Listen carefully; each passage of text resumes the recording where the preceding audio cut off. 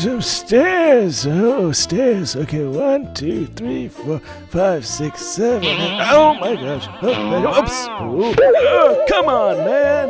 Woo, that one smarts. Okay, we're good. We're okay. And walk it off. Salute. Okay. Nobody saw that, right? We're okay. We didn't die. That's the important thing. Wake up!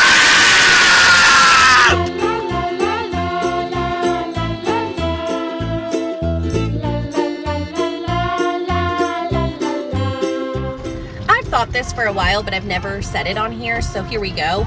I don't think that racists should be allowed to use tanning salons. If you don't like melanin, then you don't get any! No melanin for you! Nothing for you! The obesity epidemic isn't real, and it shouldn't be an anti-capitalist talking point. When someone unironically references the obesity epidemic or even uses the word obesity, it tells me they really don't know what they're talking about when it comes to fatness. This use of the word obesity stems directly from the BMI, which was created by a eugenicist with no medical training who based the scale only on white bodies and cow math. Fat phobia is a direct result of anti-blackness, and it has deadly consequences for many groups of indigenous folks and other people of color, as well as fat folks. When you make the obesity epidemic a real symptom of capitalism, you are not only ostracizing fat people from anti-capitalist thinking, but also actively ignoring that the health outcomes related to obesity are more accurately attributed to food deserts and fatphobic discrimination in healthcare. The obesity epidemic was created by Western medicine to avoid addressing the actual causes of health inequity, which is what we as anti-capitalists should be doing. I am a white, transmasculine, femme, non-binary, temporarily mostly able-bodied, neurodivergent, obsessive-compulsive, chronically ill, culturally Jewish, Unitarian Universalist, non-monogamous, demi-low romantic, gray demi-bisexual, survivor of acute and complex trauma, millennial, and cat parent in mental health recovery. White privilege. Think about it. Whose flesh tone is this? I have brown Band-Aids in my classroom. I had to special order them. They're twice as much as these, and they're hard to find, and they're frequently out of stock. But when I hand a brown child a white Band-Aid, I am literally adding insult to injury, and I refuse to do that in my classroom. It's my great pleasure to introduce another great leader, the Vice President of the United States, Kamala Harris.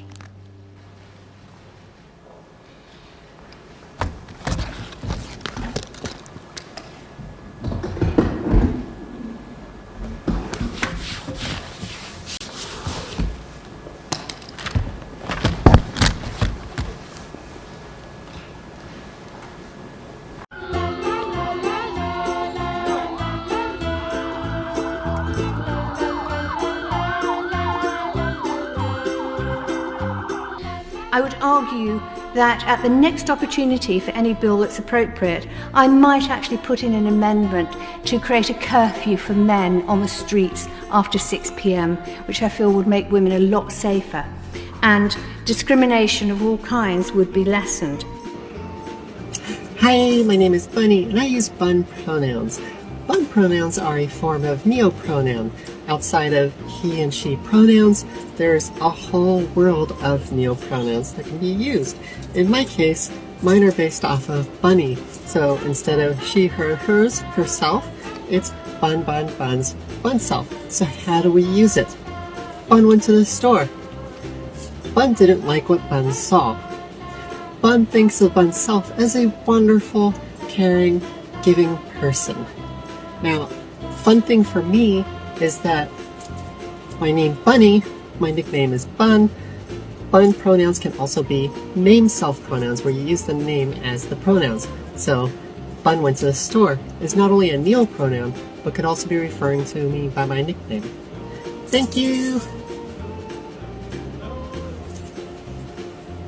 You don't get it. You are closer to white than I'll ever be. Together we make a whole white person. Your favorite food is cheeseburgers and I know more Mandarin than you do. You're barely even Asian. Sorry, I'm not Chinese enough for you. But I've never seen you pound back jerk chicken. Last time I checked, Brody twerks better than you. And I liked your poem, but your bars could use a little more work, homie. So really, how black are you then? Excuse me? What? Literally, what? Because if we're gonna play that game, let's do it. Oppression Olympics. Let's go.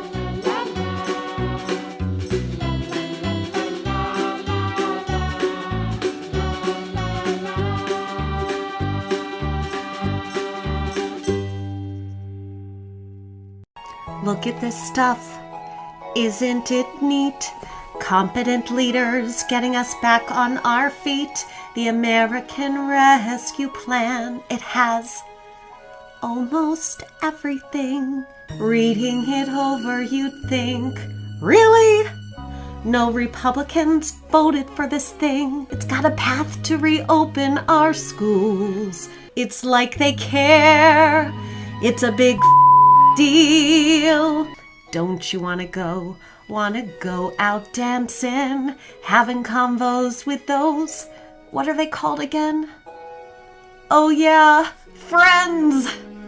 And now by May 1st, we can all get the vaccine.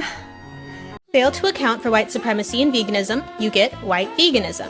White veganism focuses solely on animal liberation while ignoring the context of colonization and imperialism and how all of this impacts all living beings and the planet. Not all white people vegans are white vegans. Our veganism must be intersectional, accessible, anti-racist, anti-imperialist, and decolonized. If you don't believe that there is white privilege, please don't teach. If you don't believe that Black Lives Matter, please don't teach. If you don't believe in systemic racism and how it negatively impacts our students of color and don't want to help dismantle those systems, please don't teach. Wake We have so many people who can't see a fat man standing beside a thin one without coming to the conclusion the fat man got that way by taking advantage of the thin one. Mr. President, in talking about the continuing recession tonight, you have blamed mistakes of the past, and you blamed the Congress. Does any of the blame belong to you? Yes, because for many years I was a Democrat. But does any of